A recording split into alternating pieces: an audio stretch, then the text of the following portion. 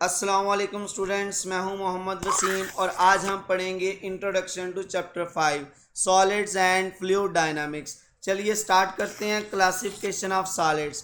बेटा हमने सॉलिड को क्लासीफाई किया है 3 टाइप्स में। किसकी बुनियाद पर? उनकी करैक्टरिस्टिक्स और प्रॉपर्टीज़ की बुनियाद पर। जैसा कि बेटा हार्डनेस है, डक्टिलिटी है, मेलेबिलिटी है, कंडक्टिविटी है, या फिर आप कह सकते हैं स्ट्रक्चर पर्टिकुलर ऑर्डर हो सकता है जो कि अरेंज्ड या डिसअरेंज्ड हो सकता है। नेक्स्ट बेटा लास्ट में bonding of atoms in a material है। तो इसकी बुनियाद पर हमने बेटा सॉलिड्स को 3 टाइप्स में डिवाइड किया। कौन कौन से? क्रिस्टलाइन सॉलिड, अमार्फस और ग्लॉसी सॉलिड, और लास्ट में पॉलीमर सॉलिड्स। इनमें बेटा हम डिस्कस करेंगे क्रिस्टलाइन सॉलिड को। Crystalline solids are materials whose constituent particles का मतलब है इंडिविजुअल पार्टिकल्स, जो कि बेटा एटम्स हो सकते हैं, आयंस हो सकते हैं, मॉलिक्यूल्स हो सकते हैं, are arranged in a highly ordered repeating 3 dimensional pattern. जैसा कि बेटा आप इस डायग्राम में देख सकते हैं कि जो क्रिस्टलाइन सॉलिड है वो एक highly ordered repeating 3 dimensional pattern होता है जो यहाँ पर रेगुलर अरेंजमेंट को शो करता है। नेक्स्ट बेटा यहाँ पर इसकी कुछ कैरेक्टरिस्टिक्स हैं जो यहाँ पर बयान की गई हैं। सबसे पहले आ जाएगा regular arrangements.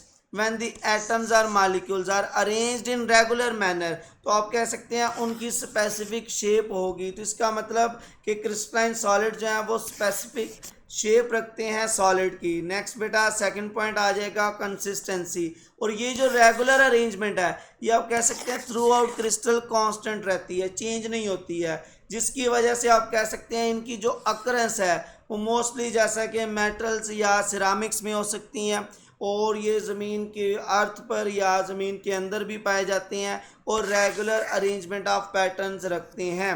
Atomic vibration last next आ जाएगा। इसमें आप कहेंगे बेटा कि जितने भी एटम्स हैं इसमें क्रिस्टलाइन सॉलिड्स में वो स्टैटिक नहीं होते, वो रेस्ट में नहीं होते, बल्कि वो वाइब्रेट करते रहते हैं कंटिन्यूसली।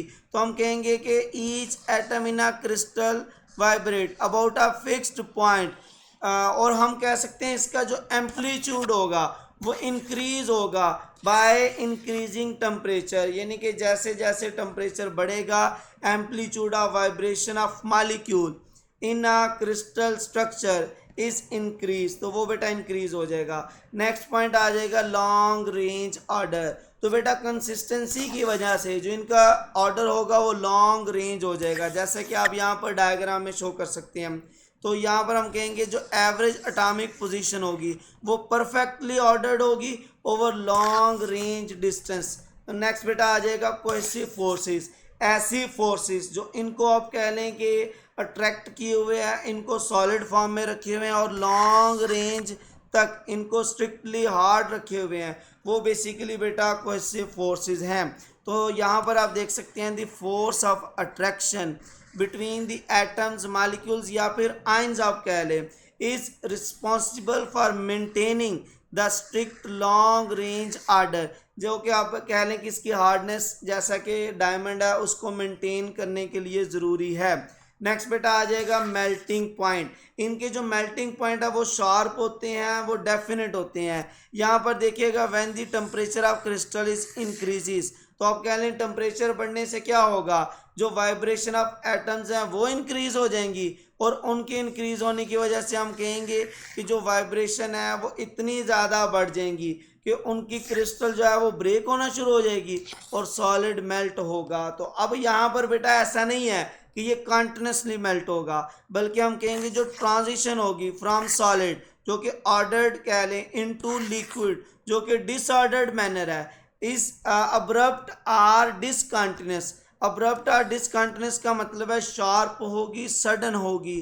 तो इससे हमें क्या अखज़ होता है, every crystalline solid has a definite melting point.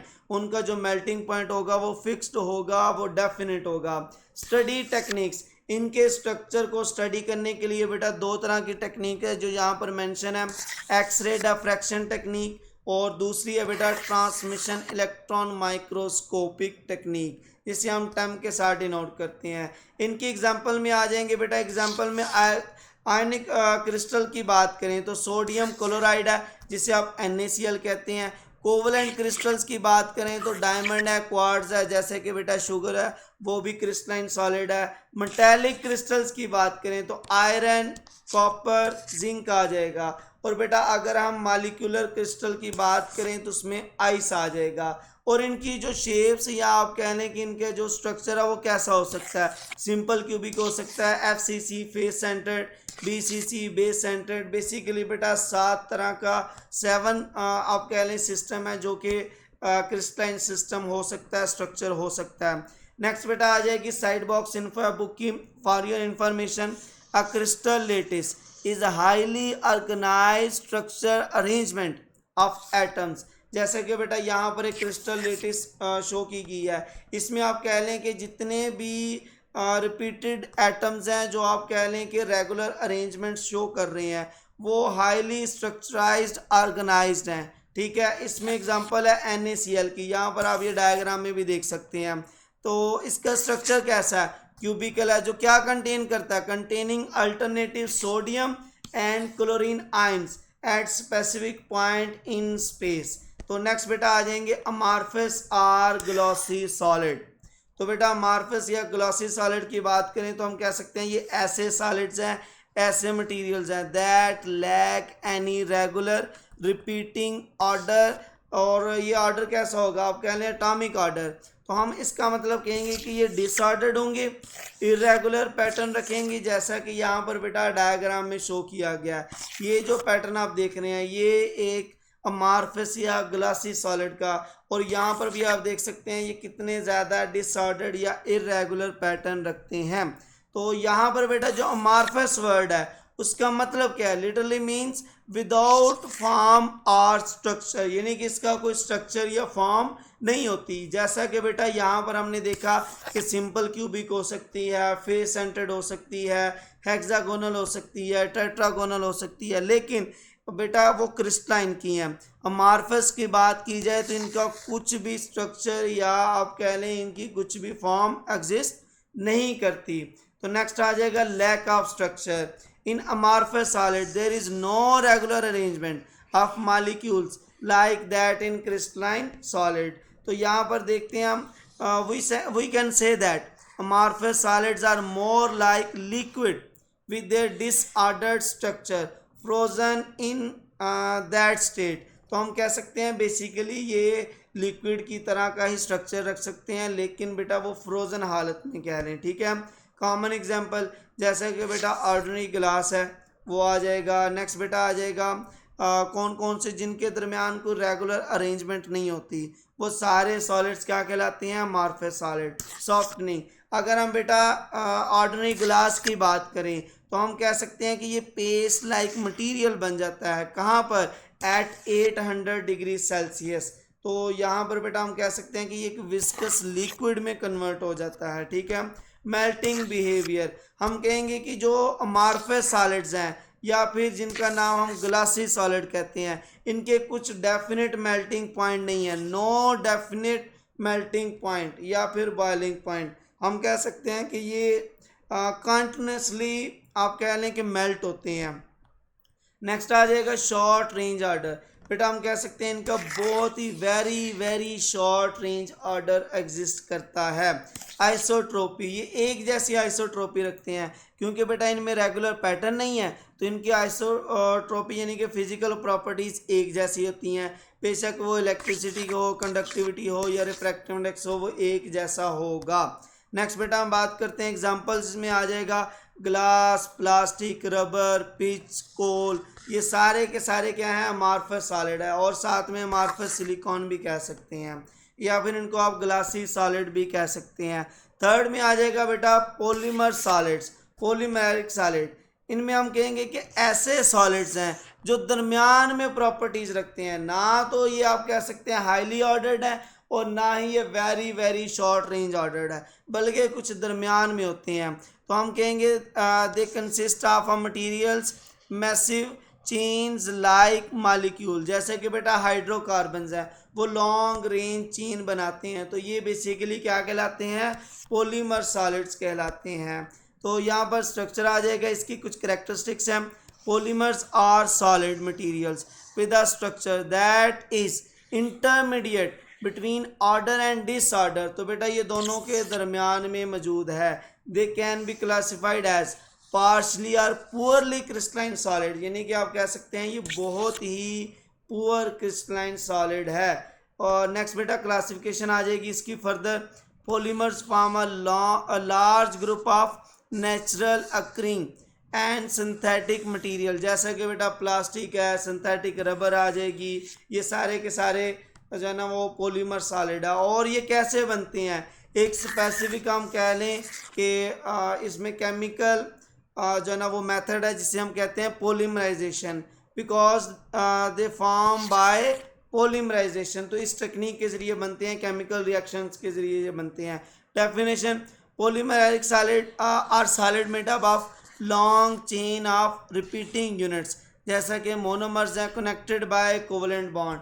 तो जैसा कि बेटा हम हाइड्रोकार्बन्स की बात करें, जैसे कि पॉलीमर्स हो सकते हैं, पॉलीविनाइल क्लोराइड हो सकता है, उसमें बेटा मोनोमर्स कनेक्टेड होते हैं और लॉन्ग रेंज कार्बन्स बनाते हैं, जैसा कि बाय यूजिंग कोवलेंट बॉन्ड्स।